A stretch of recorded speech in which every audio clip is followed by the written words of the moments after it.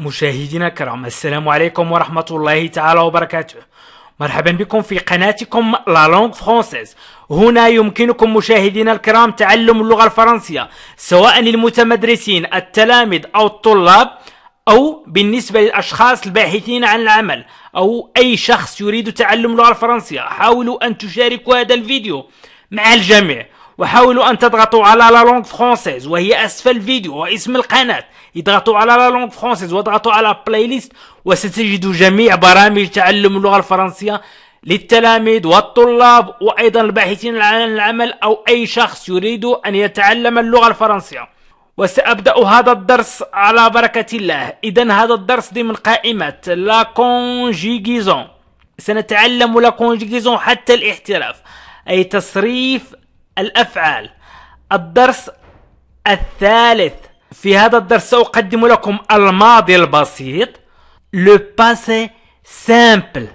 العديد منكم لا يعرف متى سيستعمل هذا الماضي، وكيف سنستعمل هذا الماضي، ومتى نحذف نهاية أي فعل، ومتى نترك الفعل على حاله. إذن سأحاول أن أقدم لكم جميع حالات le passé simple. حاولوا أن تتابعوا معي الدرس بجدية وتركيز.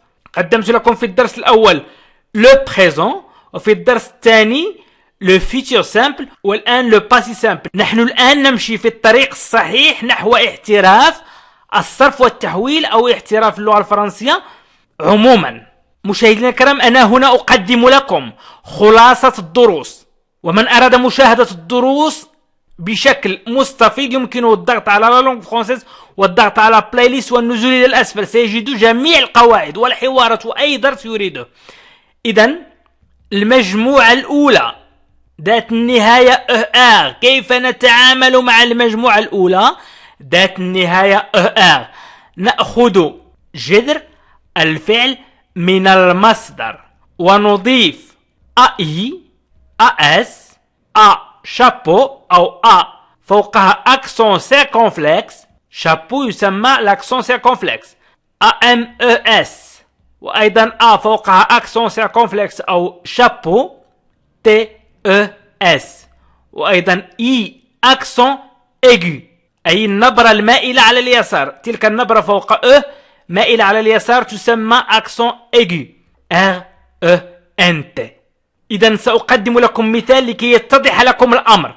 لاحظوا معي من هذا المثال ستفهم القاعدة. إذن مثال الفعل aimer. الفعل aimer ينتهي ب ER. إذن هو ينتمي إلى المجموعة الأولى. إذن نأخذ جذر منه وهو AIM. الجذر هو AIM، والنهاية هي ER. ثم نضيف النهاية السابقة. مثال j'aimerais ma mère. أنا أحب أمي. j'aimerais ma mère. أنا أحب أمي. إذا الجملة تتكون من j'aimais ma mère. أنا أحب أمي. إذا الجملة تتكون من j'aimais وما mère أمي. إذا أنا أحب j'aimais. لاحظوا أننا حذفنا ER ووضعنا مكانها AI. إذا الفعل aimer أمامكم حذفنا ER ووضعنا AI، كما في القاعدة. في je نضع AI، وفي tu aimes ta mère. تحب أمك أو تحبين أمك. tu aimes ta mère. أنت تحبين أمك. إذن أضفنا AS كما في القاعدة. لاحظوا هنا في القاعدة نضيف AI في je وAS في tu، وأيضا نضيف A في il. إذن نقول il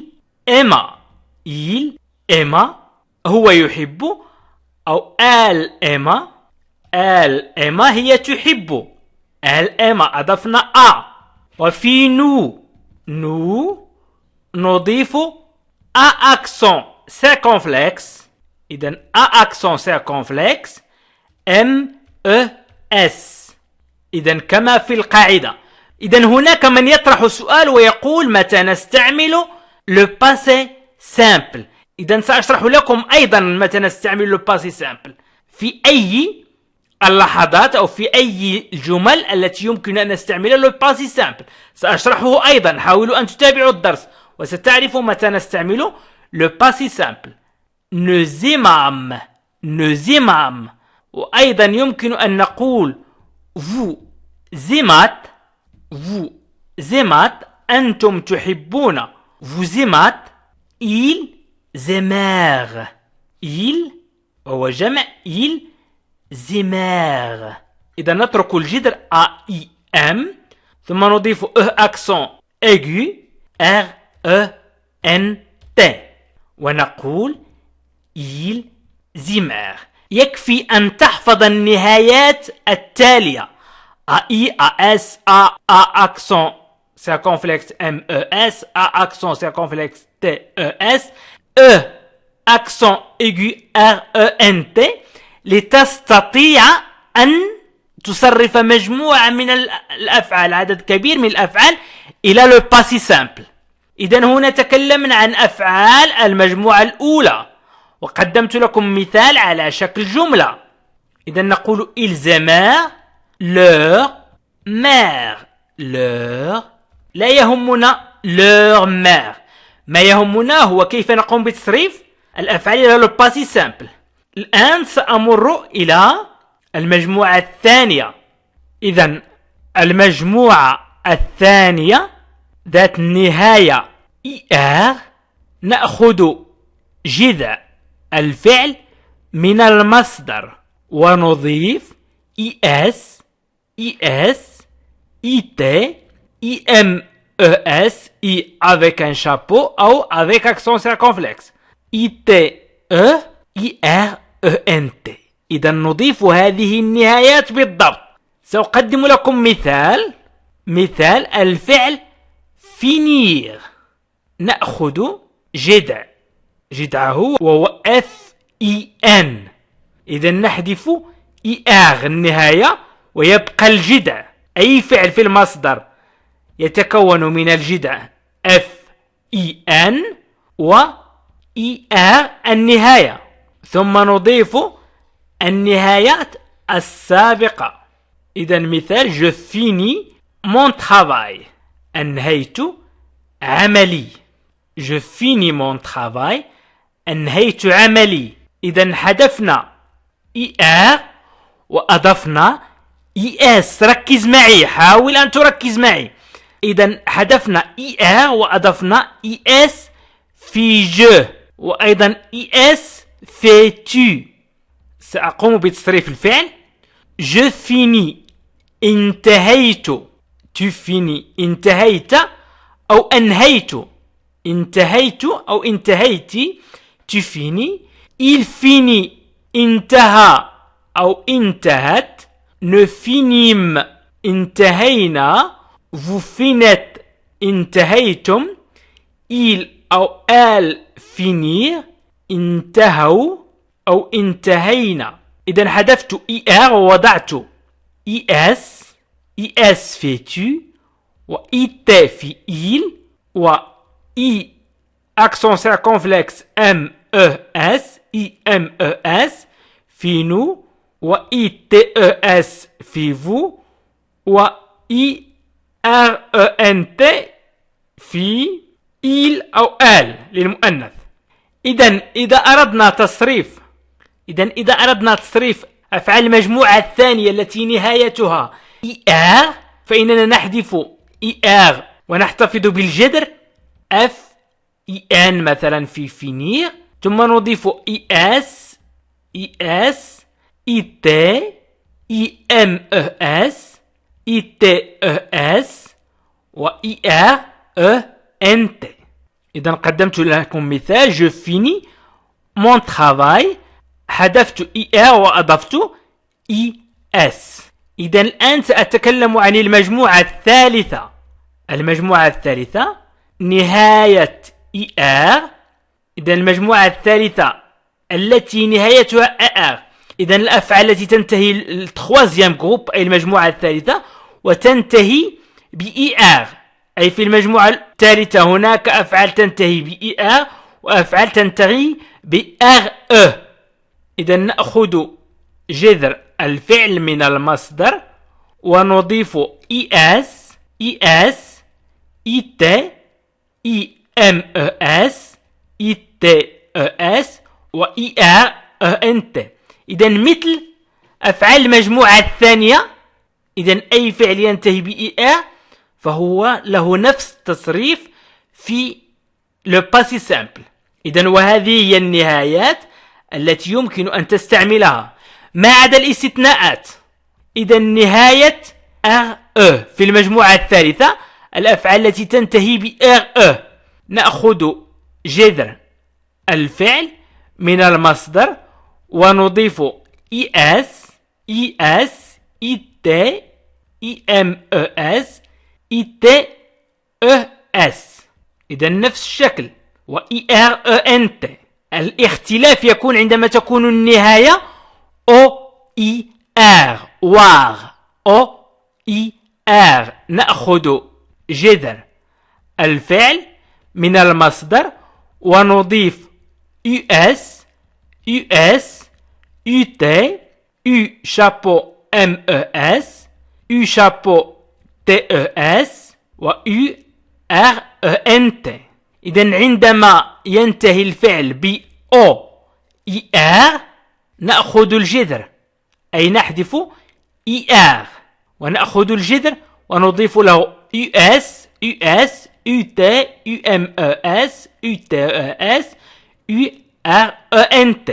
سأقدم لكم جمل في آخر الفيديو كأمثلة. إذا نهاية OER أيضا نأخذ جذر الفعل من المصدر ونضيف US US UT UMES UTES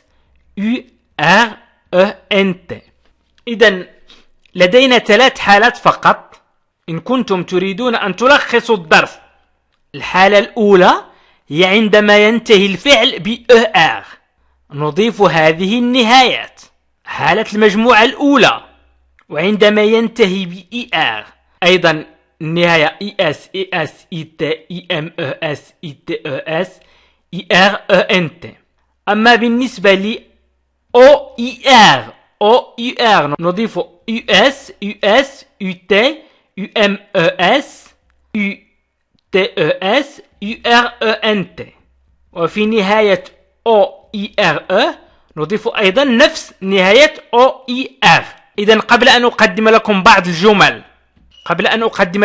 الجمل كأمثلة سنتكلم أولا متى نستعمل le passé simple أي متى نستعمل الماضي البسيط. إذا القاعدة تقول le passé simple peut exprimer un fait. سأترجم هذا إلى اللغة العربية. passé rapide qui s'est produit à un moment précis et qui y est complètement achevé. Le passé simple peut exprimer un fait passé rapide qui s'est produit à un moment précis et qui est complètement achevé. إذا يعبر الماضي البسيط عن ماضي سريع والذي يحصل في لحظة محددة ومكتمل كليا. إذا الماضي البسيط هو ماضي سريع ويحصل في لحظة محددة ومكتمل كليا، يعني يحصل ولا يمكن أن يستمر، يحصل في تلك اللحظة وينتهي. Le passé simple est essentiellement le temps du récit, de la narration. Il montre des faits qui se suivent et qui ne durent pas. إذن الماضي البسيط est essentiellement هو أساسي أو هو زمن أساسي في السرد. إذن هو أساسي في زمن السرد أو هو زمن أساسي في السرد عندما نحكي إذن للحكي عندما نحكي أو نسرد شيئا يظهر الأحداث المتتالية والتي لا تدوم. إذن le passé simple est essentiellement le temps de récit, de la narration. Il montre des faits qui se suivent et qui ne durent pas. الماضي البسيط هو زمن أساسي في السرد، ويستعمل أيضا للحكي يظهر الأحداث المتتالية والتي لا تدوم. إذن الآن سأقدم لكم أمثلة على شكل جمل. Le soir, tombant, elle alluma la lumière du salon. عندما حل المساء أشعلت ضوء غرفة المعيشة. إذن elle alluma أشعلت، إذن أشعلت وانتهى الفعل، أي قامت بإشعال الضوء وانتهى الفعل. إذن هنا allumer هو فعل ينتمي إلى المجموعة الأولى وينتهي بER. نقول allumer ينتهي بER، ينتهي بER. إذن la conjugaison du verbe allumer au passé simple هي أي تصريف الفعل يشعل إلى الباسي سامبل، إلى الماضي البسيط، هو j'allumais أضفت AI، tu allumas أضفت AS، il alluma أضفت A، nous allumâmes أضفت A chapeau MES أو A accent circonflexe، vous allumâtes أضفت A accent circonflexe TES، ils allumèrent أضفت E accent grave RENT. إذن هذا ما قلناه في القاعدة، أننا نضيف AI و AS في tu، AI في je، و AS في tu، و A في il، و AMES في nous، و ATES في vous، و ERENT في il. إذن j'allumais أشعلت، tu allumas أشعلت أو أشعلتي، il alluma أشعل. وإذا قلنا elle deux L فإننا نقول أشعلت. nous allumâmes أشعلنا، vous allumâtes أي أشعلتم، ils allumèrent أشعلوا. إذن قمنا بتصريف الفعل allumer إلى le passé simple. le soir tombe هذا سرد أي حكي، أي نستعمل le passé simple عندما نسرد أو نحكي أو عندما نتكلم عن ماضي يحدث في وقت محدد وينتهي. إذن le soir tombe il alluma la lumière du salon. عندما حل المساء أشعلت ضوء غرفة المعيشة. سأقدم لكم جملة ثانية أو مثال ثاني. le petit chien courut pour rattraper sa balle. ركض الكلب الصغير لالتقاط الكرة. إذن الفعل هنا courut. إذن le petit chien courut pour rattraper sa balle. إذن courut وهو الفعل courir. إذن سأقوم بتصريف الفعل courir يجري. نقول je courus، tu courus، il courut، nous courûmes، vous courûtes، ils coururent. je courus ومن الأفعال التي يطبق عليها النهاية US UT UMES UTES. إذن أضفت US UT UMES UTES URENT. إذن أضفت النهاية التالية واحتفظت بالجذر كور، حذفت النهاية فقط ER. إذن حاولوا مشاهدينا الكرام أن تتعلموا لا كونجيغيزون عبر هذه القائمة. اضغطوا على لا لونغ فرونسيز واضغطوا على بلاي ليست وستجدوا جميع البرامج، وحاولوا أن تتعلموا اللغة الفرنسية إن شاء الله معنا. وأنا سأحاول أن أقدم لكم دروس قوية جدا وسهلة وبسيطة لكي تستفيدوا أكثر. ويمكنكم أن تساعدوا القناة. أنتم عليكم فقط أن تضغطوا على اشتراك وفعلوا زر الجرس ليصلكم كل جديد، واضغطوا على جيم وعلقوا على الفيديو بما يناسب الفيديو. وشكرا لكم، وإلى لقاء آخر فيديو آخر إن شاء الله.